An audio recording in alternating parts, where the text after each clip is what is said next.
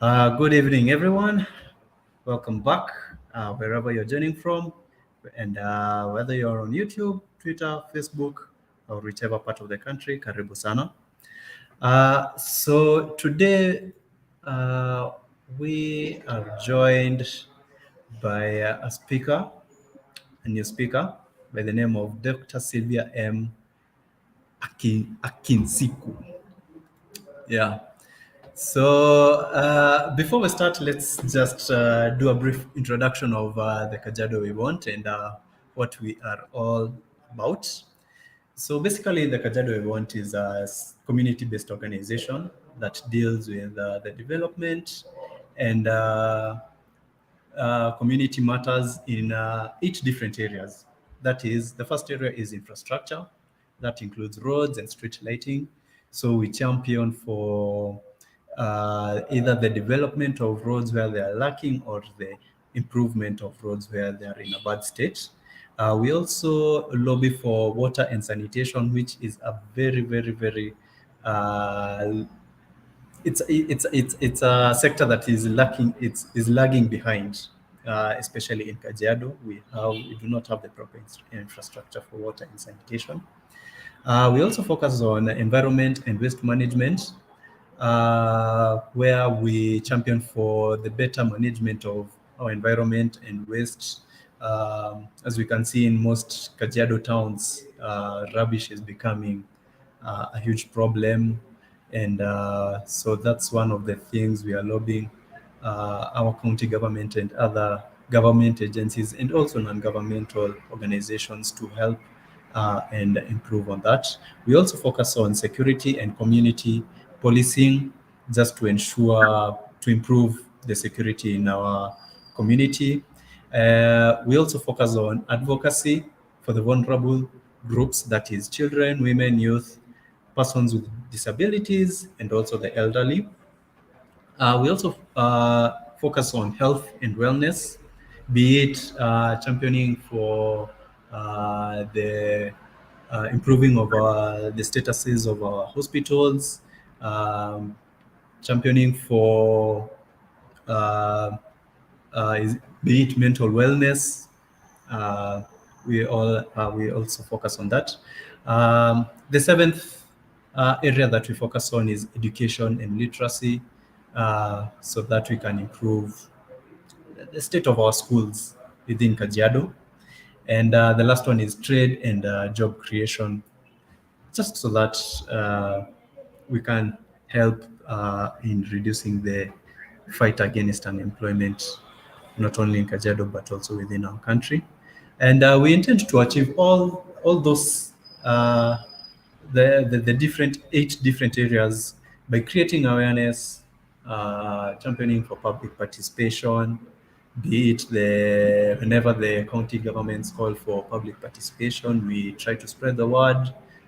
We also, even through this platform that we have right now, uh, we try to use it to create awareness and spread the word on the various sectors we are trying to promote, and also partnerships. We partner with different non-governmental organizations, organizations such as this one belonging to Sylvia, and also government agencies. We try to form partnerships in many areas as we can, so that we can solve as many problems as we can.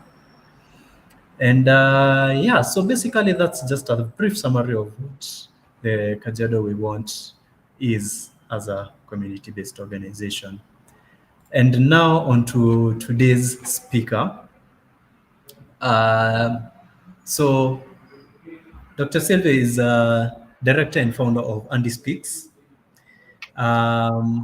She will talk to us about uh, real life experiences as a mother and board director of the National Council of Persons with Disabilities. And she'll help us answer the questions such as, have you ever wondered how the differently abled persons navigate through life and what their families go through? So thank you very much, Sylvia, for joining us on this call and giving us your time. We'd like to hear more about how families deal with these scenarios and how they cope with living with persons with disabilities. I'm sure I didn't do you justice with the introduction. Maybe you could give a deeper introduction of who you are, what you do, and yeah, karibu sana. Thank you. Thank you very much for having me on this busy day. Um, Dr. Sylvia Mochabo Akinsiku is my name. I'm a graphic designer and a brand consultant by profession. I am the founder of Andy Speaks for Special Needs Persons Africa, which champions for inclusion of persons with developmental disabilities. Apart from being an entrepreneur, I am a mom to three, and two of my boys are on the spectrum, and that is autism spectrum, and that's why I do what I do. I serve as a board director at the National Council for Persons with Disabilities, where we ensure the mandate by government and the state is adhered to, and we help the government ensure that the country's policies are in line with the international standards for persons with neurodevelopmental, with disabilities at large, and also make sure that there is no stigma and there is inclusion of persons with disabilities from all fronts. So that is one of the mandates, and we also run programs that benefit persons with disabilities. That is what we do at the National Council. Apart from that, I am your current Queen of Africa, immediate past Miss Africa United Nation, and Miss Africa Elite from 2020 to 2022. And I think that will summarize it all because it can be quite a long introduction for us to say it all. But our latest accomplishment is the fact that Andy Speaks was voted for as the social enterprise of the year in the year last year, that is 2022.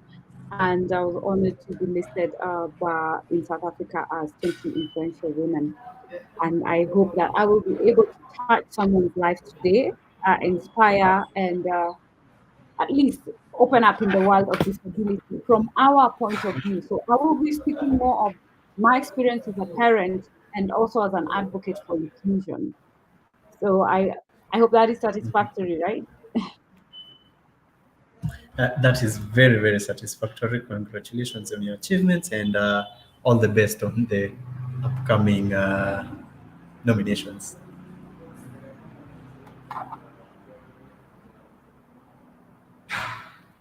Hello? Okay. We dive right into it. I think I lost you for a second. So most Yeah. of the time,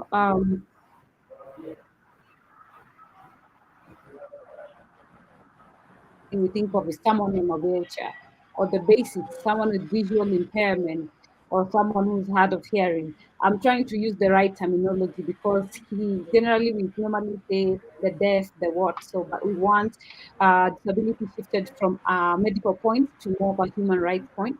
So you do not address the person disrespectfully, especially in our Swahili, where we say kiziwi, kipofu, which is ngelia kivi, which is belittling, considering utasema bado kiatu, utasema kitabu. So let's respect persons with disabilities and just call them as the proper terminologies. But what lately we have seen, there are very many other disabilities that are not your obvious to the eye, and it will require a bit of spending time with someone for you to really identify that they have challenges. And that takes me back to the definition of disability. So disability is not just something that you can see, but generally, when someone is impaired to be able to make it that they cannot run their daily activities without support or care or an assistive device. It can be physical, it can be sensory or cognitive or even mental. So all these areas of skill what fall under what disability is. And for me, my experience in life is more towards the neurodevelopmental disabilities, where it is someone acquires a disability because of brain development issues. So, which means your brain can be affected in one of many ways, either when a mother is pregnant or during pregnancy, let's say if you have trauma, stress, etc., it can affect the fetus when you're carrying it. So disability is not something that you can rely on. And let me put this disclaimer before you shut it down and say, this does not concern me. A disability is a club anyone can join, practically anyone. You can fall in the shower, bang your head, you start having seizures from the trauma of impact to your head. You have fallen into the category of disability. You can fall ill and lose sensory of your limbs, meaning you need a wheelchair or get hit by a car or break your leg. And the hardest people who have a hard time is ask someone who has known normal life and then now becomes disabled. It is very, very hard to transition. But in life, I like to say we can't direct the wheel, but we can adjust ourselves. And that's what I want us to look at in the term of you as an individual who's not yet in that clan from the outside point of it. What do people with disabilities go through, and what can you do as a person to make their life easier? Actually, disability is not about what happened to you. It's not about what you cannot do, but what makes it worse for persons with disability is the environment around them. Let's say you're constructing a building and you just put stairs. You've not thought of that person on a wheelchair, how they're going to access it. You see, that means you have not made accommodative, you've not been accommodative to the person with disability, meaning that they will have to think or be carried. Do you know how the lack of dignity it is having to be carried everywhere? And also courtesy for like for persons who are on wheelchair users, it's always good for you to ask them, may I help you? Can I carry you up? Not just see and start pulling them. That's just courtesy. It's courteous. It's like someone coming and grabbing your hand without asking you where you're going. So the process of normally when someone receives the news about disability, there is a whole lot of things that go through your mind, especially for the caregivers. That can be the parent or the person you're living with or caring with, that husband or wife. Let's say you acquire disability way later in your life, because even old age can bring about some disabilities. So as parents, I'll speak from a parent point of view, there is that space of denial. You're trying to look for someone to blame, or the vice versa, everyone else. For us women, we are the ones who get blamed, especially after you give birth to a child with disabilities. It is all of a sudden, this is from your people. We let our culture remove the human side of us when we are trying to just blame a parent. Yet it takes two to make that child. Carrying it to term, you as the partner, were you nice? Were you accommodative? Did you stress them out?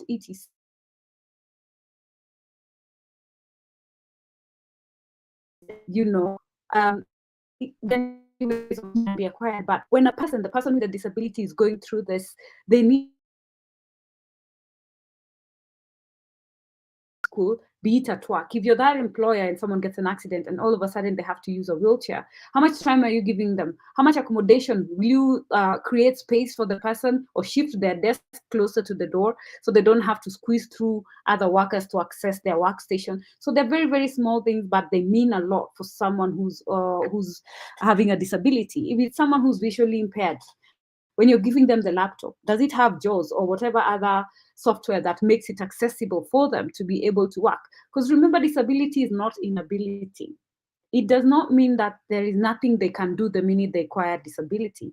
It just means what accommodations can we make so that they can continue living their lives, they can be the best version of who they are, and at the same time serve and contribute to our economy.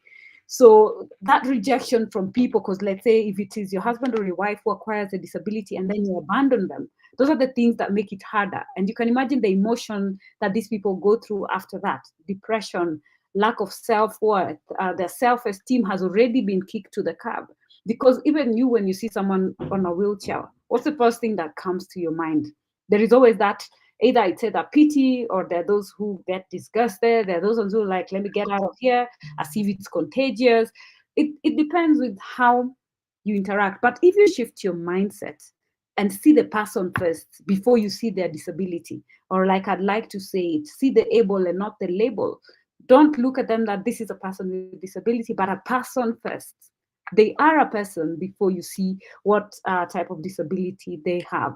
So they might need people to talk to. They will need professionals to come to their aid and also guide them on what adjustments they need to make so that life is easier for them, because the environment is the greatest enabler of disability in society.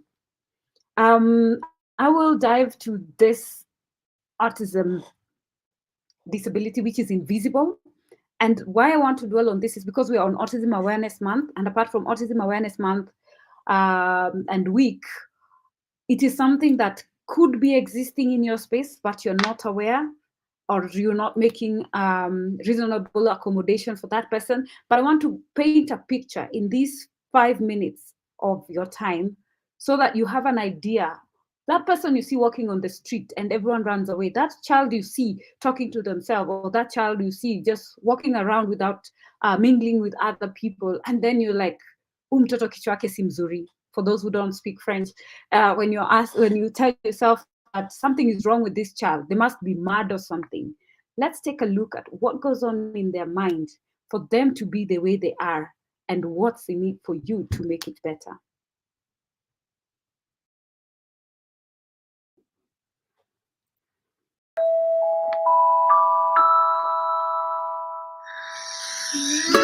We are all different, and that's wonderful. Some differences are easy to see: height, hairstyle, eye color, and so on. Other differences can't be seen: our favorite foods, ears, or special skills. Interestingly, the way we see the world is also different. For instance, what do you see in this drawing? Most people see a duck, but some of you might have seen a rabbit. Whichever you saw, you are correct. This is just a trick drawing to show you that all brains work differently. The brain is your body's computer. It works differently for all of us and controls how you learn. That's why we are all good at different things. How you feel, which is why we all feel different emotions. And how you communicate. Sometimes the brain is connected in such a way it affects senses and how we perceive and read situations and interactions. This is known as autism. Many people have autism, so it's likely you already know someone who is autistic. And for this reason, it's useful to know a little bit about autism. The special wiring inside an autistic brain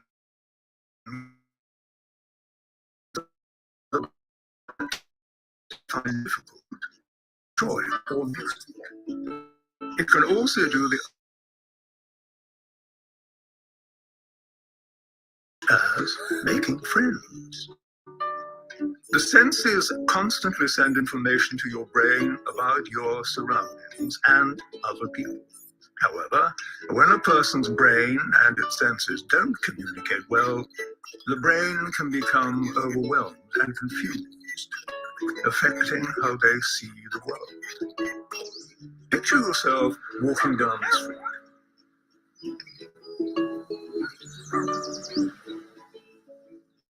This is how an autistic brain may experience the scary, isn't it? How they feel. So even though there's chaos going on in their heads, they seem okay on the outside, unable to ask for help. We will develop behaviors to help us feel calm in uncomfortable situations. We may look away, hug ourselves, chew our fingernails, fidget, bite our lips, and so on. Equally, autistic people develop behaviors that help them cope with these intense moments. These actions may seem unusual, but they're just their way to feel calm. When they happen, it means they are having a hard time. The kind thing to do is not to give them an even harder time by getting cross, ignoring them, or mocking them. Remember, just because a PlayStation can't read an Xbox game, it doesn't mean it's broken. People with autism need friends who are willing to take the time to know them. With good communication, plenty of friends would be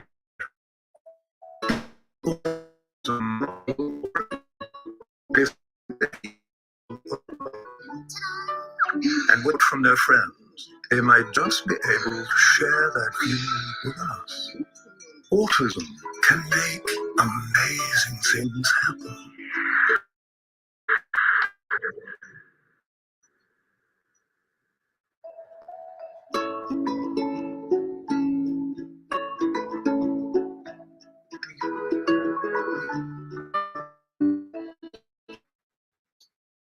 I am so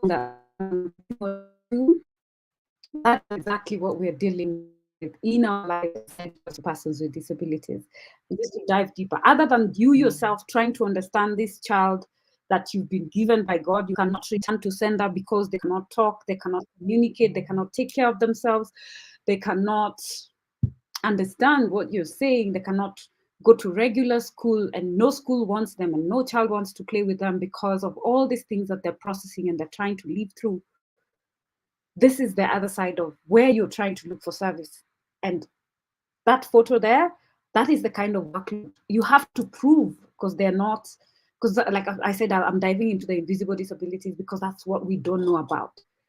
And it always comes with other conditions. Like you find someone with autism having epilepsy, autism having cerebral palsy, autism having Down syndrome, and etc. etc. It's called comorbid conditions. Or then there's after that, we as people around them, if we don't give them that support that they require, like let's say if you see a mother with a child on their back, the first thing, and it's a big child, because this is the story of most of my fellow cerebral palsy parents, and you hear them saying, imagine waliniambia ati ninatekeleza mtoto, meaning that put that child down, he's a big person, he should be walking. What exactly are you doing carrying them? But we've not taken the time to find out why exactly is this woman carrying this big child. Children with cerebral palsy cerebral palsy affects the brain in a way that your movement is impaired, different ways depending on the intensity. And this means that this child can depend on you if you cannot afford a wheelchair. For those who see wheelchairs and just think it is something that is very cheap here, the cheapest wheelchair is between 15,000 to 20,000 if you're lucky.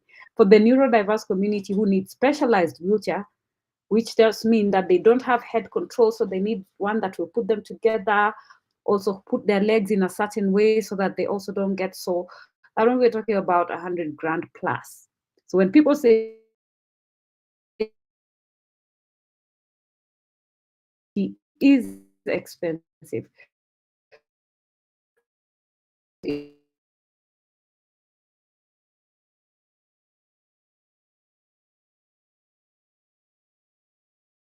see that amount of work, they'll bail on you. Which employer will allow you to be going for therapy every other day and still get your salary?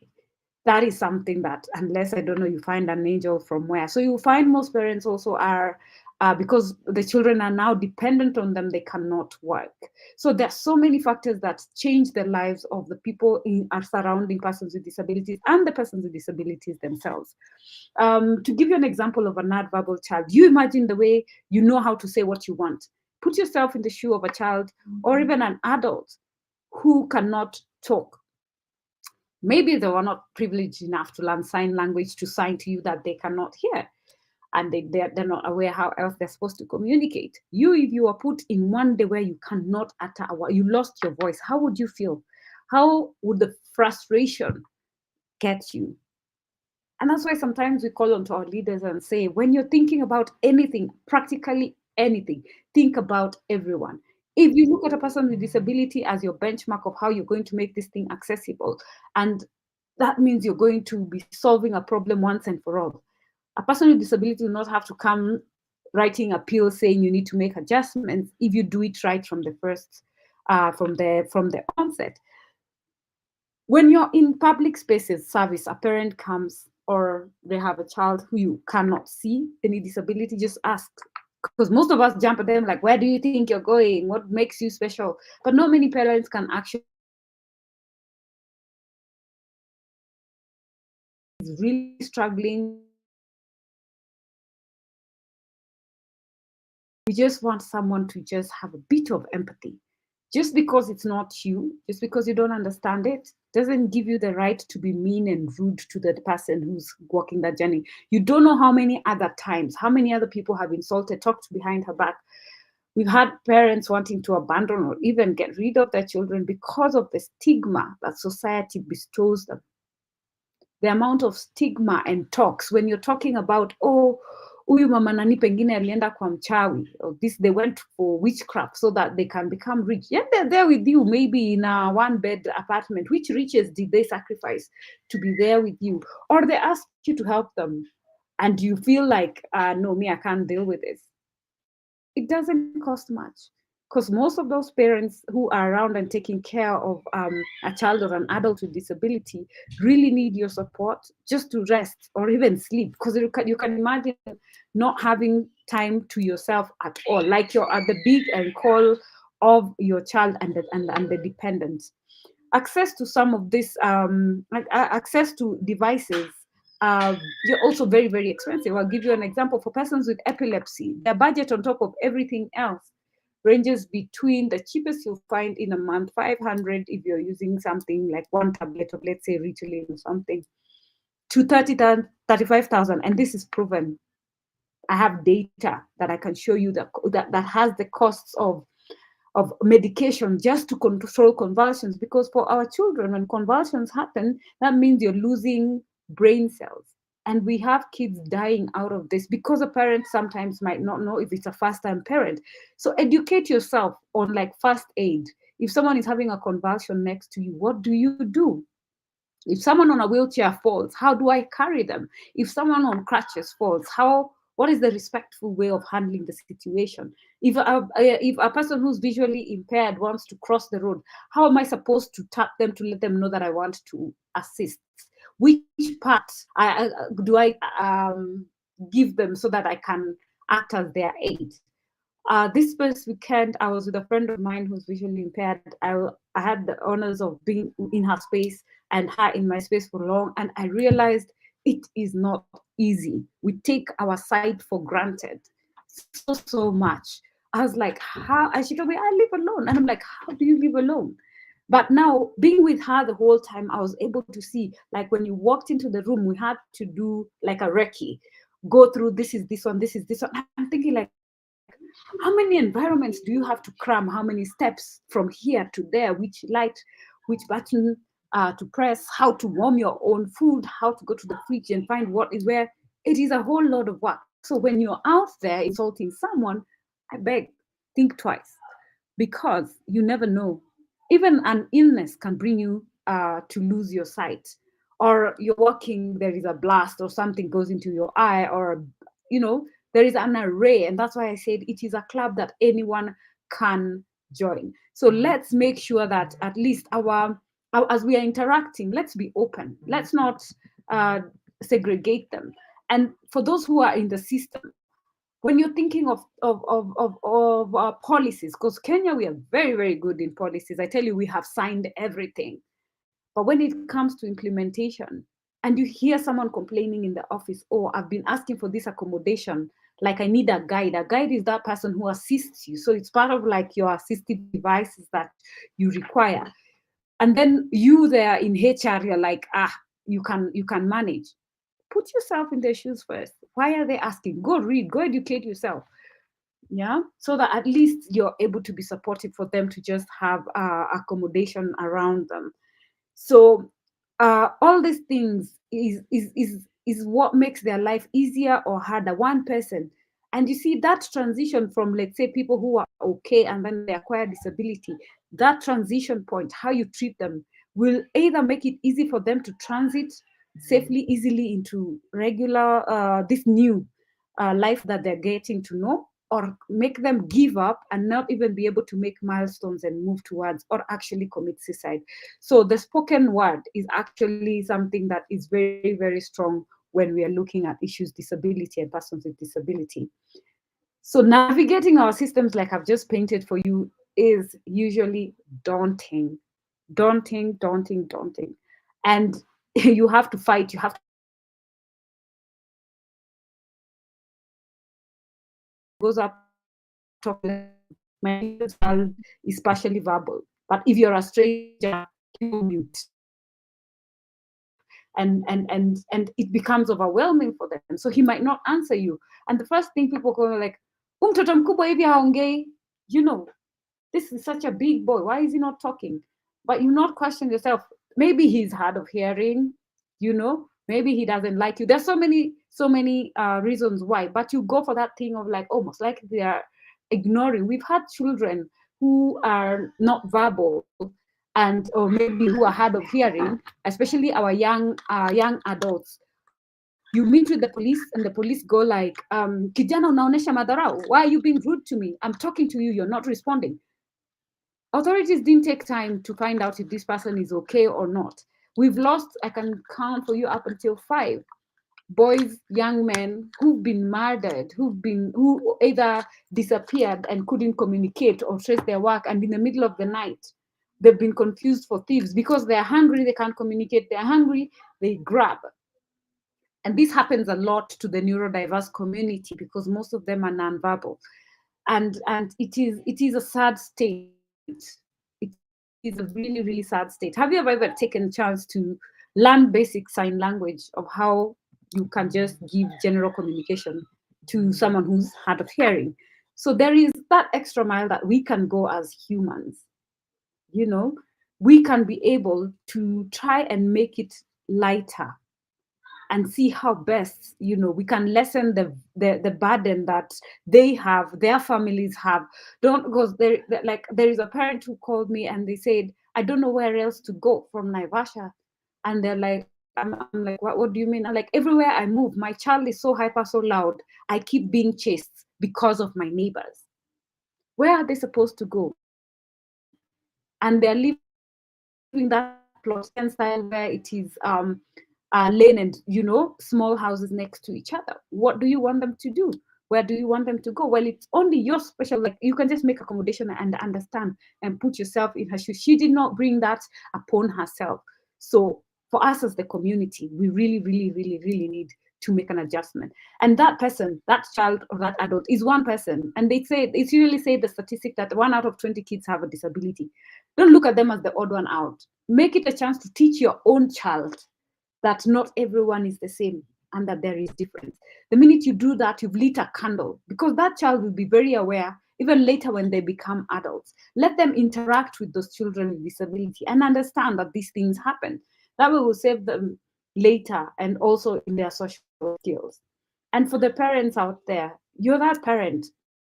Or if a child is good and someone is doing or calling them names, actually in our constitution,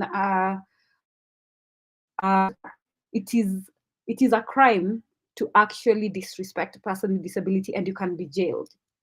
When you look at also the act that states about employment, if you turn them away and they actually report you for that kind of malpractice, you can actually be jailed. So let us also be aware that people with disabilities have their rights, and be that advocate in your space. Now that we pass this information to you, take time to ask questions, take time to learn a thing or two. Take time for parents and the caregivers of those with disability to ask for support when you need it. As much as it can be daunting and so much rejection, it makes you harder. Yeah, because when it is a child who's disabled, you as a parent, you're their only hope. The decisions you make will make or break their lives. If you choose not to explore their potential, that means they'll stay home, they can't go to school, they cannot harness their capabilities, and that means they will not be able. Why do people get so excited when you see people in the West like, oh my God, that person has a disability, they can do this and this? Because that parent decided to go against the grain, to believe their children, that they're able to be. So what are we calling out for? There is so many gaps out here. We do not want equality, we want equity. Equity in terms of, just because we're disabled, don't bundle all of us in the same bandwagon. What I need as a neurodiverse person is not what a visually impaired person needs, is not what a person with albinism needs, it's not what a person who's hard of hearing needs. You need to understand what I need as an individual, be it in the space of education, in the space of health, in the space of in the workplace. Understand me and ask if you do not know. How can I make it easier for you? Or go and learn about it.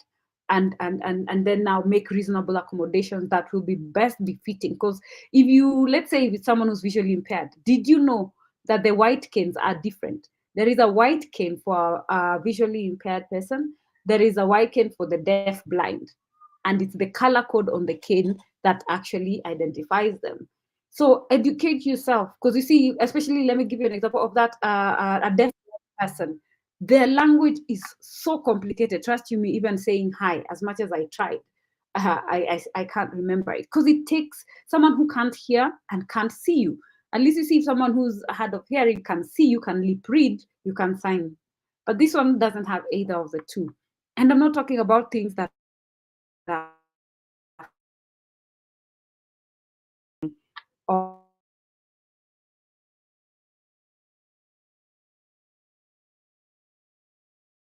when it comes to education, let's at least teach them how they learn. Because I'll tell you of my two, they're totally different learners. There's a tactile learner, visual learner, audio learner. So understand how they learn, and then now make those accommodations also, and or change up the system so that you learn how they get to understand. For example, if your child is in school and every time they keep saying English, they're failing, has it ever crossed you that the person could be dyslexic? Your child is forever failing in mathematics. Instead of branding them stupid, has it ever occurred to you that they could have dyscalculia? So even the teachers in leadership, they can make or break that child's future. Instead of branding that child stupid and saying, I'm not going to pay any attention, take time to understand what if. So that's why we want to advocate and make sure we understand, so that we are able to assist this person with disability and challenges early enough, so that they are able to integrate themselves in the system. Because remember, if we put them, I know there is this thing about special schools, integrated school, and people look at it like jargon, but at the end of the day, a special needs person will go to a regular life when they become adults. There is no special world where they're supposed to be going to. So we really, really need to have that harmony. And also we do it also from all angles. Let's start teaching and learning about these accommodations all the way from our school sets. When we're talking to our children, when they're kids, when they come and tell you something, oh, I met this child, they're like this, take time to understand, take time to educate them, because you're building the future leaders who are supposed to be the ones who are changing this world. And as persons with disabilities and caregivers, we're all in the same storm, but not in the same boat. And that goes back to my greatest ask, equity.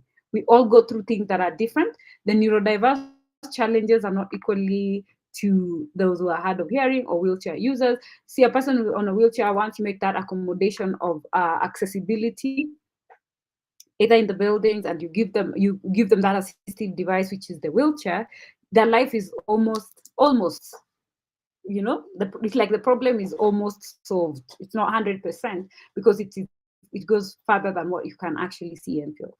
But then if you compare that to like the video we have seen, a person on the autism spectrum, they can't speak, they can't tell you what's going on. I can tell you as a parent, there is one thing I always tell myself: I wish I could know what my son thinks. Like I see him quiet and I'm like, what are you thinking? What exactly? Oh, there are days he will just burst out laughing. I'm like, okay, where was the joke? And I have no idea.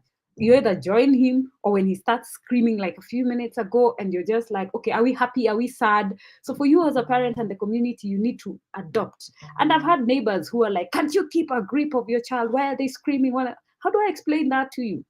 I don't have control. He does not have control. It is impulsive. It could be sensory overload, and it takes time for you to get to understand what the triggers are and the things that actually are going on in their system. So let's take time to understand them, and it's the only way we will be able to make amends. So we have to really, really watch our attitude, watch how we communicate, and be kind. And when our doctors are giving us diagnosis, I was told I'm speaking to a very vast community for the doctors out there. or the nurses. When you see, let's say, a child with Down syndrome, it is very obvious. That should be a trigger for you to know, oh, I need to check for their heart, because under Down syndrome is where it's a genetic mutation where you have chromosome 21 replicating itself or cutting and rejoining. So you have an extra chromosome, which means that your physical features also change. So you'll find they have like slanted eyes, the bridge on their nose is wider, they have tiny nose, they have very beautiful smiles, that I have to tell you. Their arms, there is a specific line on their hands, and information, all this information about disability we are launching actually our website called Special Needs Resource Hub, where you can learn about matters disability. For persons who need service, you can know where to go. And for you, we urge you, just go out there and try and learn something. Yeah, try and learn and get to understand. Next time, maybe it could be your sister who gives birth and their child has a disability, and because of the knowledge you've acquired, you're able to identify early, you're able to do something. So when communicating, as much as you might be able to identify, for us as mothers, when we're giving birth, all of us expect bundles of joy. No one is always anytime prepared that, oh, there is a chance of your child having disability, apart from the West, where their scans are very high tech and they can identify some disabilities when the child is still in the womb. So, and when someone gets this diagnosis, work with them, that psychosocial support. When they're going down, be there, hold their hand so that they don't lose themselves. And for those who are caring, don't forget yourself in the journey, because as much as you're caring, you cannot care, and it will not be beneficial if you're not there to walk the journey with them any longer, just because you let yourself go. So self-care is also very, very important. So when someone writes to you in an organization and all out, these are our ministries to talk to each other in government, because if health is on the side, education is on the side, social protection is on the side, we're not able to serve the disabled person community as a goal. It requires that inter-state departments communication and planning and seeing how best can we serve. If I'm giving this part and you come and meet me halfway, then we'll make a better impact in our community.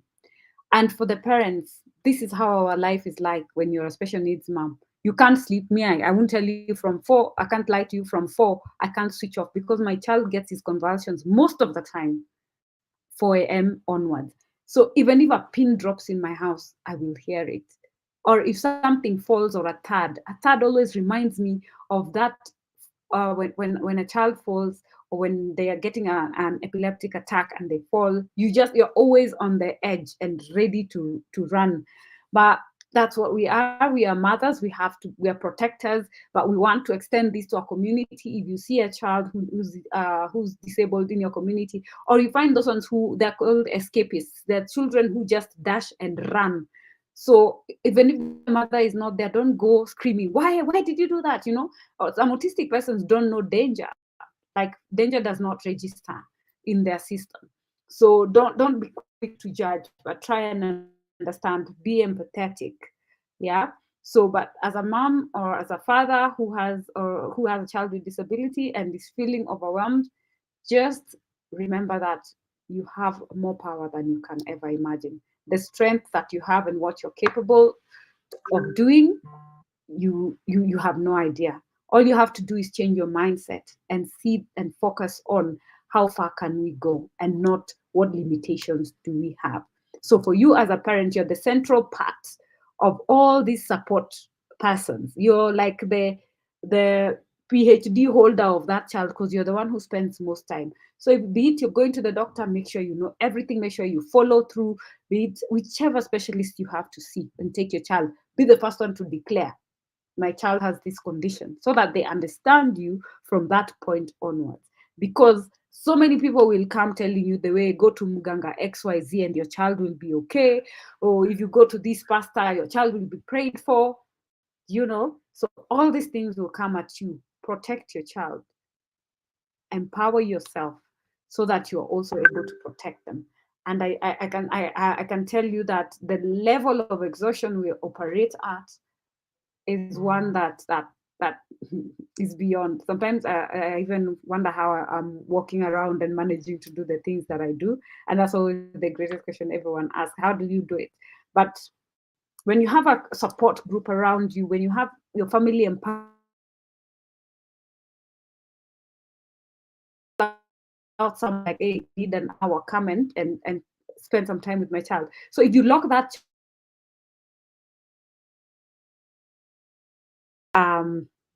the support that you need and invite them out, because most of people will be like, come for, but there is a rule in the house, in my house. If you invite a child, one of my boys, most of the time it's usually the eldest, for a party, and you say, come alone, my friend, there is no going. It's either all of us or none of us. And that is something that you build in your children so that they're also the voice to protect their siblings, because they're always there for them and they'll be able to see things that maybe you might not be able to see, especially when they're out there playing. So for you, when your child comes back to you and says something mean, be the one to correct it. And with all the opportunities that are there and are very difficult to access, please make sure you register your ID.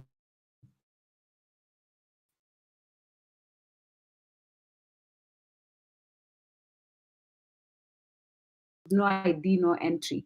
Or without your ID, you can't do your M-Pesa transactions, etc. So take that extra mile and make sure your person with disability is registered so that they can access all the benefits that are there in the system. And then they can be empowered and they can also live a dignified life.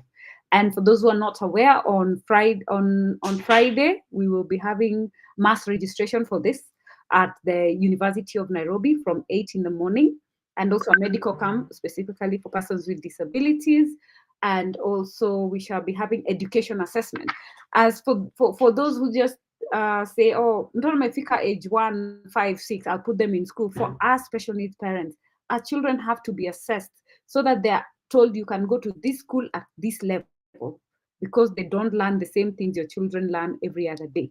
Their classes entail learning how to dress, learning how to feed themselves, learning how to go to the toilet, learning how to dress up. Those activities of daily living that for you, you woke up and you grew up and it was normal. There is someone somewhere with a disability that makes it impossible for them to take care of themselves. So in conclusion, I'd like to say, please accept, embrace persons with disability. And if it's a family, plan for them. Because our greatest fear is, when I die, what will happen to my child? And that's why I do what I do, because on the next parent who gets a diagnosis has to have an easier life than I had to. I want the next person who gets a diagnosis or who becomes disabled to be so empowered and know that it is not the end of the world. And for us as parents, it is about raising and celebrating the child you have and not the child you thought that you would have. It's about understanding your child is exactly the person they're supposed to be and where they're supposed to be at that specific time. And if you're lucky enough like me, they might be the teacher who turn you into the person you're supposed to be, which is living your purpose. And for me, that is what disability has become. My kids have become my true north to fight for the rights of persons with disability, and specifically those who cannot fight for themselves. And so we are here to be their voice. So thank you very much once again. Dr. Sylvia Akinsiku is my name, the founder of Andy Speaks for Special Needs Persons and the board director at the National Council for Persons with Disability. Thank you very much, and open to questions. Thank you very much, Dr. Sylvia, for that in-depth conversation. Now I'd like to open the floor to questions from our viewers, and I can see we have a couple questions trickling in. First question is, what help does the persons with disabilities get from the government, and how can they reach out? Okay.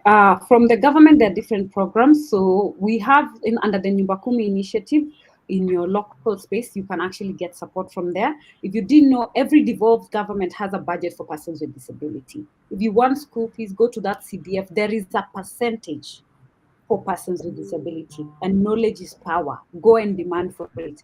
When you see when they're saying persons with disability, women and youth, that disability portion goes unclaimed and goes back or is redirected. So let's claim our space and actually take that up. When you come to the National Council for Persons with Disability, which is now the body that handles all matters disability here in Kenya, and I'm sure even other countries have similar bodies, we find that we have different programs. And allow me to go back to this slide so that I can be able to read out in detail so I don't miss out anything. So at the National Council, we have, apart from policy, there is services that are there that we can access. There is a program for tools of trade. Tools of trade means that at the council you can apply for, let's say I'm a tailor, you can apply to get assistive device, the devices you need to start a shop, so long as you have that skill. Then there is also education support. There are bursaries available, very many of them, for persons with disabilities. There is LPO financing. There's a program for LPO financing. There is the famous Inua Jamii cash transfer, which is where they are given 2,000 per month by the government to support them. Then there is tax exemption for people who are working, so you don't get to pay taxes. And then import your person with disability, it is duty free, that is under tax exemption. And what else am I forgetting? Of course, you have to register yourself. All this depend on, are you registered? And recently there is the autism fund, which has just been declared, which is going to help with access to therapy. And I don't know if many people knew, but if you're a person with a disability and you have your card, you can access NHIF services for free, medical services for free under UHC. And apart from that, you don't pay for parking in the cities. You don't pay for parking. And of course, there is the usual access, priority access that you get. And there is access to, there's something I feel I am forgetting or is keeping my mind, under the development fund. So there's something about land and etc. But there is a lot. And you can go to the National Council's website and all these things and forms. Yeah. But remember, step number one, you have to be registered. So even when we are talking about AGPO, that is work opportunities, there is that 5% that has been set aside for persons with disability, which is in your constitution. So you have a right for it. When they're calling for that and you see that AGPO, persons with disability encouraged, please go for it and make sure that you get it. Now, for parents who have children with disabilities, there is a program under education where you can be helped to get scholarships. So read out, see, and but all of them have their own terms and conditions about benchmark, like how many marks, is it secondary, is it high school? And the National Council just signed an MOU with HELB, where if the person with disabilities goes to the university, they can actually access funding. And this is a grant. So it's not like other people who have to pay back, unless you opt to top it up with the regular HELB loan. There is a loan for persons with disability that you can access and not having to pay back. So all these are things that are there and they're available for us as persons with disabilities, and knowledge is power is what I would say. So make sure you at least know, and then you're able to claim. Yes, thank you. All right, thank you for that answer. We have another question from Noni Monica. She's asking, registration is for all ages. I'm assuming that's a question regarding to the mass registration in UON on Friday. Yes. Yeah. It is open to all persons with disabilities, but we have the special. What's special about it, as Andy speaks, we champion for the neurodiverse community, and the difference is physical disability. You come with your medical report; it's straightforward. They'll just verify. But for us, the neurodiverse community, our reports are more complex. So it means we need to have a psychiatrist. We have to have, there are special doctors, neurologists, etc., who have to be there. So this one, we are encouraging the neurodiverse community to come out to just make their life easier, so that they're able to access this opportunity to register. Yeah. All right. So that was all from our viewers. Next question is for me. You've stated that you have 2 children with autism. Yes. Now, from the age, from when you noticed that, let's say the first one is on the spectrum, Okay. until today, would you say there is a Mhm. progressive change in our society that people are becoming more accepting, or people are still in the same old ways? How would you classify our society towards PWDs, and Well, what can we improve on?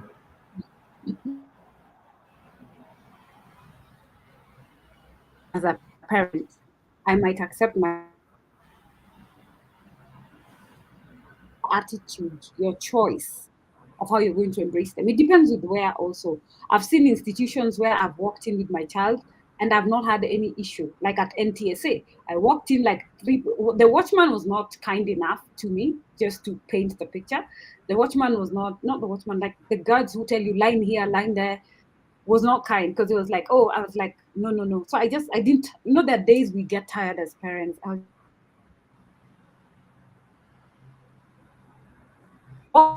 walked in, the most senior person,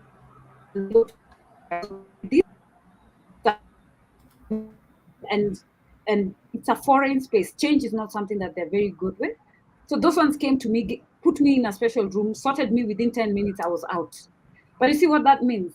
It is that knowledge of, if you see something, as much as he looks big, you can tell he's not your typical child. Ask yourself, and if you see how me, I hold mine like a handbag, because I know he might go touch someone, he might grab something without asking, and then it always ends up at us being told we are bad parents. So it depends with where you are, which community, the empowerment, the beliefs, the exposure that the people you are around have, because some can be very, very, very insulting.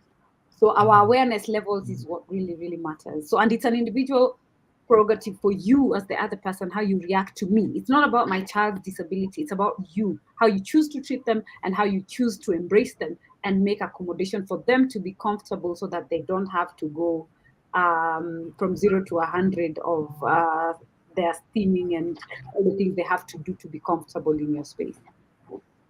Yeah. Oh, okay. Thank you. You've also stated that you're working on a special needs resource hub. Um, i- is it available? If not, uh, what should we look out for, or what should we search for so that we can get it? Okay. So the resource hub is being launched on Friday at the UON. As we flag off, we're in Autism Acceptance and Awareness Week, and month of April also is Autism Awareness, and the 2nd of April is World for Workers. So this year we are cycling from awareness on autism. So what we do, we'll have that medical camp, and at the same time we'll be launching the hub, which is www.specialneedsresourcehub.org. That is the one we'll be launching, where you can find your service provider. If you're a service provider also for persons with disability, you can apply to be listed. We are trying to get rid of the people who are perambulating like professionals and causing harm and taking advantage of caregivers, because you got a diagnosis and you don't know where to go. I've been told I have autism. I read the net, I feel like I'm losing my mind, because there is a lot of things and I don't know what is right, what is wrong. So we're just making the correct information in the right place and in one place. Like all the questions about government benefits, there, which site, which government, which forms do I apply? We've given it all for you in one form. Okay, thank you. Noni Monica is saying great information. Thank you for having this conversation. All right, karibu sana Monica. Just for clarification, you've said the site will be www.specialneedsresourcehub.org. O-R-G. Yes, yes, yes. All right. Then I'll just type this into the chat so that any future viewers will have access to it. Thank you very much. Yeah. At this point, I don't think we have any other question from our viewers or any listener. Yeah, I think now we can close the session. And yes, One thing. yes. There's one question that normally has been coming like, okay, so we have the ride and how can someone participate, right? So for the session we've had, now I'm lighting this candle for you to go and learn and educate someone else. And if you see that parent who needs this information, kindly share the information, because sharing is caring. So apart from that, we are also, you can choose, because apart from in the projects that we have the neuro digest, where it's about raising people awareness and advocacy for change. We have the Ride for Autism Awareness that I've just talked about from here to Kilifi, where we are still accepting donations to make it happen. You can adopt a rider, and you can go to our website and make a donation. Our M-Pesa, you can go to Mchanga and say Andy Speaks. It will come there for you to understand. Because the other thing we do is we are setting up, and I would like to encourage in the community. I know we've been getting a lot of requests from Kajiado that there are no special schools. So what we are doing is we are setting up therapists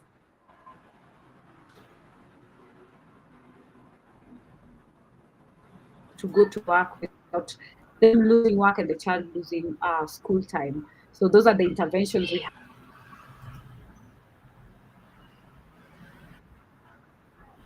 And we are working on more, as like we just mentioned about the resource hub. And if there is anything you feel that we could do better, we're always open to conversations. Yes. So Right. it would be awesome if people can chip in and also help us make that goal happen. But at the end of the day, it's just because I've walked the journey, I know the pain. I'm just trying to make a difference as one person. But if we come together and all of us, let's say, decide tomorrow we are not eating lunch, we are doing that 540 towards autism.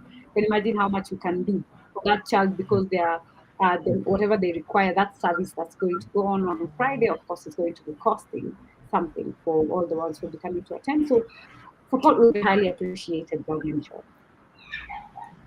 Okay. And for those who would like to assist or send a contribution, what channels will they use? Okay, so we have Mchanga, that is online. If you go to Mchanga, Safaricom's Mchanga, and just type Andy Speaks, it will come up. That's one. Two, we have a pay bill. Our pay bill is 328871.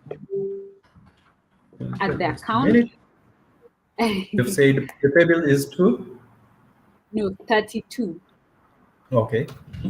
Yeah, 328871. So the account, you write any of our projects that you feel speaks to you. If it's the medical support for the neurodiverse, if it is the ride, all of that, you can just indicate that. If it's the ride, you can write RAA, that is Ride for Autism Africa. So let's be the change we want to see. Our Harambee spirit needs to come back so that we are our brother's keepers. All right. Thank you very much. And yeah, I hope some of our listeners will be able to assist. And also the Kajiado we want, we will also try and see where we can assist too.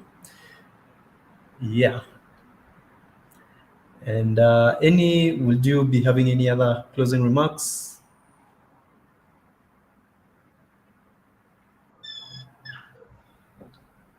Hello. Sorry, I didn't get.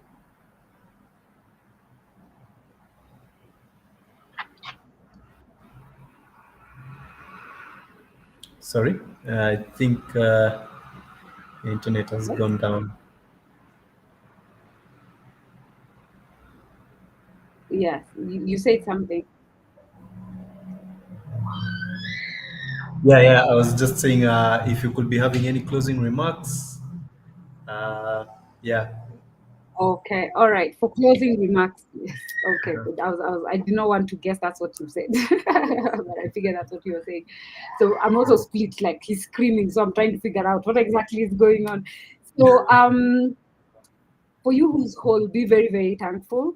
For who used to think that disability is just something weird, it's not. It's not someone's fault. They did not bring it for themselves. All of us wish for good health, long life, and perfection, but God himself is the one who decides. So next time, just be kind, have some empathy when you come across a person with disabilities. You do not know their story. Take time to listen and understand. Sometimes all they want is just someone to listen and love them for who they are without judgment. And if you're in a position of power, please make the adjustment. When you see a call to action, a petition to sign on behalf of persons with disability, take that one step. If you hear a call of something, if you don't have, you can share. Someone else will also be able to support. So just do something. But that ocean, the ocean in a drop of water in the ocean does not mean anything. But if you put a drop of water on a leaf and you see the rainbow it can create, then you will know the impact you as one person can make in this world. So let's take the mantle and move forward and be the change we want to see. And accept our children and embrace them for who they are and not what we wanted them to be. Wow. Thank you. Thank you very much. So to all our viewers and listeners, if you are within Nairobi, karibu sana to UON. Maybe you could share the time at which it is starting.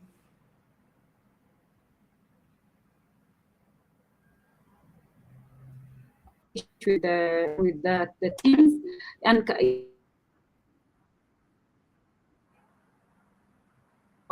Twitter handle, that is Andy Speaks #4, or Instagram, that is at Andy Speaks, and you can follow us for more information and to see how it goes and what we will be doing. And we intend to have fun while at it. And if you believe you're a rider, then as well come on board. You can even escort them just until at the river, but you'll have good pain. So let's feel a bit of pain on behalf of those who feel it every day. Thank you. Yeah. All right. Thank you very much, Dr. Sylvia. I think on that note, we can close our meeting today. I hope our listeners had an informative session, took something home today, and maybe go back to the society a better person and a better person to the people with disabilities. All right. On that note, asante sana, Dr. Sylvia. Thank We you. hope, Thank you. we hope for the best for your organization and also for you. And maybe in future we might have you again, hopefully, Anytime. on our platform. Anytime. Always welcome. All right. Good night, everyone. And until next time, next Wednesday, same time, same place. Good night.